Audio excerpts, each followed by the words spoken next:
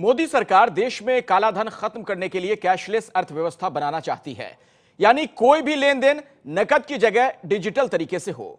इसके लिए कल मुख्यमंत्रियों के समूह ने रिजर्व बैंक की तरफ से मोबाइल बटुआ यानी ई वॉलेट शुरू करने का सुझाव दिया। रिजर्व बैंक का नाम जुड़ने से इस मोबाइल बटुए पर लोगों का ज्यादा भरोसा होगा। शिशिर सिन्हा की एक एक्सक्लूसिव रिपोर्ट आपको दिखाते हैं।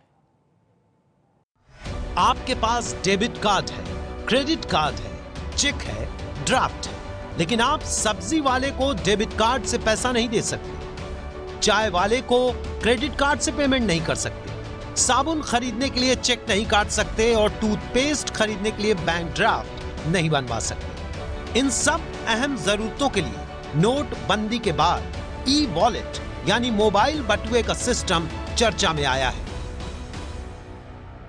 किसी व्यक्ति के अकाउंट में कितने भी पैसे हों, वो उसकी जानकारी या इस्तेमाल किसी ऐसी जगह करने से बचता है जहां उसे ये डर हो कि उसके अकाउंट की जानकारी किसी गलत हाथों में न पड़ जाए और वो उसे लेकर रफू चक्कर न हो जाए। लोगों के इसी डर को दूर करता है ई वॉलेट यानी मोबाइल बटुआ। मोबाइल बटुआ मतलब आपके अकाउंट से थोड़ा पैसा आपके मोबाइल में आ जाएगा, जैसे बटुए में रखा जाता है, और उस बटुए की रकम निकालकर आप खर्च करते हैं। उसी तरह ई वॉलेट के जरिए आप किसी को पेमेंट करते हैं। शायद यही कारण है कि प्रधानमंत्री मोदी जोर शोर से ई वॉलेट का प्रचार कर रहे हैं। पहले जेब में बटुआ रखना पड़ता था और बटुए में पैसे रखने पड़ते थे। अब जमाना चला गया, बटुए की जरूरत नहीं, आप मोबाइल फोन में ही पैसे होते हैं। पिछले हफ्ते जिस मोबाइल बटुए का जिक्र प्रधानमंत्री मोदी कर रहे थे, उस मोबाइल बटुए को अब देश के बैंकों के बैंक आरबीआई के जरिए लाने का आइडिया आया है। मोदी सरकार अगर मुख्यमंत्रियों की समिति के सुझाव को मान ले तो रिजर्व बैंक भी ऐसे ही मोबाइल बटुए यानी ई वॉलेट ला सकता है।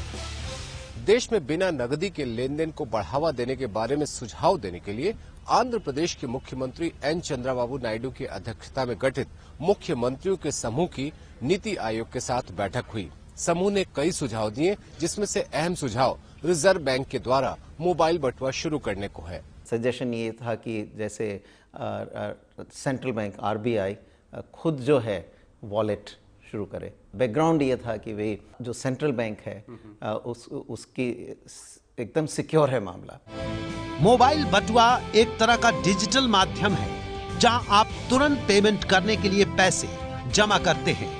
फोन रिचार्ज करने से लेकर सामान खरीदने और ऑटो का किराया चुकाने में भी इसका इस्तेमाल किया जा सकता है। अभी एक महीने में 20,000 रुपए की लिमिट है, जिसे नेट बैंकिंग, क्रेडिट या डेबिट कार्ड से जमा कर सकते हैं। इस मोबाइल बटुए से उसी जगह पेमेंट होती है जिसके पास भी ई वॉलेट हो।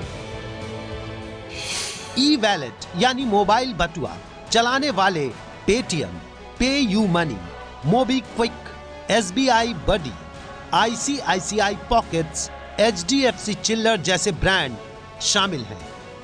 नोटबंदी के बाद ई वॉलेट के ग्राहकों की संख्या लगातार बढ़ रही है। सिर्फ पेटीएम के ही 16 करोड़ ग्राहक बन चुके हैं। मुख्यमंत्रियों के समूह की एक बैठक अगले हफ्ते होने वाली है। उम्मीद की जा रही है कि इस बैठक में बगैर नकदी के लेन देन के लिए थोड़े समय की रणनीति को अंतिम रूप दिया जा सकता है। इसके बाद कैशलेस ट्रांजैक्शन के एक बड़े विकल्प की उम्मीद की जा सकती है। Shishir Sinha, ABP news, Delhi.